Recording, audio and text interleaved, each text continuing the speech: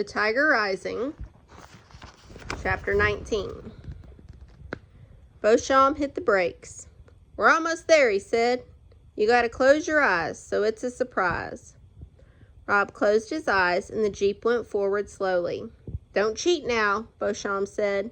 "Keep 'em closed." "Yes, sir," Rob said. "All right," Beauchamp said finally. "Go on and open 'em up." He had pulled the Jeep up so close to the tiger's cage as possible without driving right into it. "Tell me what you see," he crowed.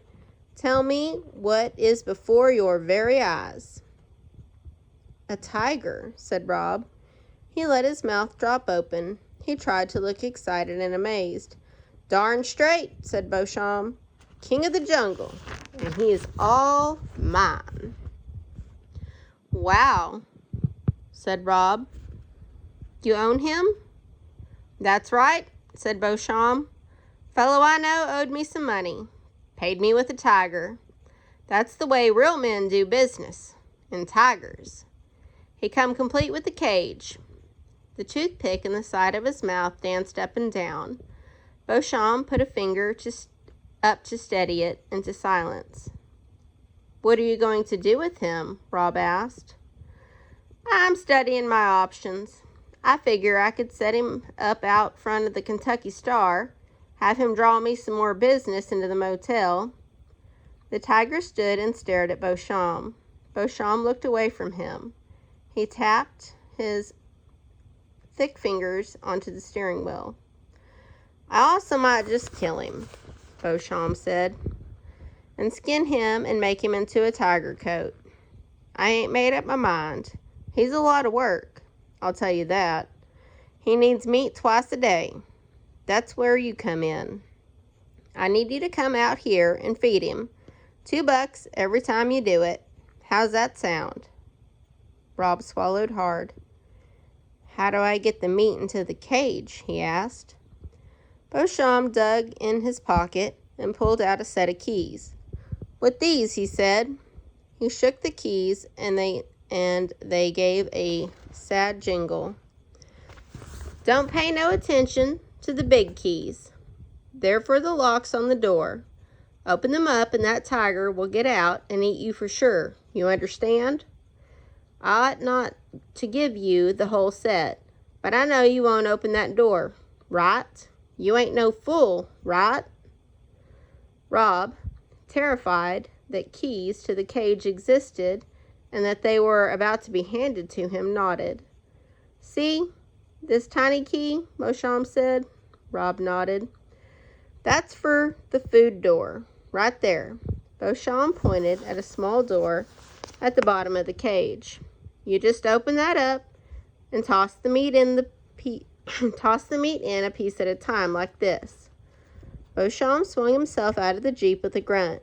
He reached into the back seat for the grocery bag, took out a piece of meat, bent over, and unlocked the tiny door, opened it, and threw the meat in. The tiger leaped forward, and Beauchamp took a quick step backwards, stumbling.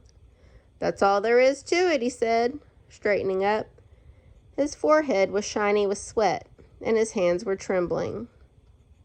"What's the tiger's name?" Rob asked. "Name?" said Beauchamp. "He ain't got a name. You gotta name something before you can toss a piece of meat to it." Rob shrugged and blushed. He bent over to scratch his legs so that he wouldn't have to look at Beauchamp's sweaty, angry face. "You want to get introduced proper?" said Beauchamp in a mocking voice. "Well then, get on out of that Jeep." Rob climbed down. Beauchamp grabbed hold of the fence and shook it. The tiger looked up from his meat. His muzzle was red with blood. He stared at Beauchamp with a fierce look in his eyes that was familiar to Rob. "Hey!" Beauchamp shouted. "You see this boy here?" He pointed at Rob. "Here's your meal ticket, not me. It's this boy. He's got the keys now. Understand? I don't got them no more. This boy got them. He's your boy."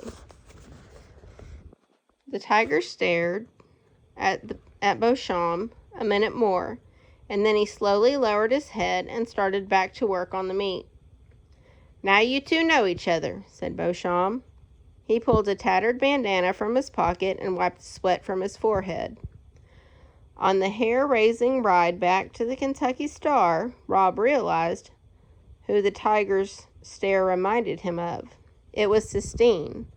He knew that when he told her he had the keys to the cage, her eyes would glow with the same fierce light. He knew that she would insist that now they had to let the tiger go.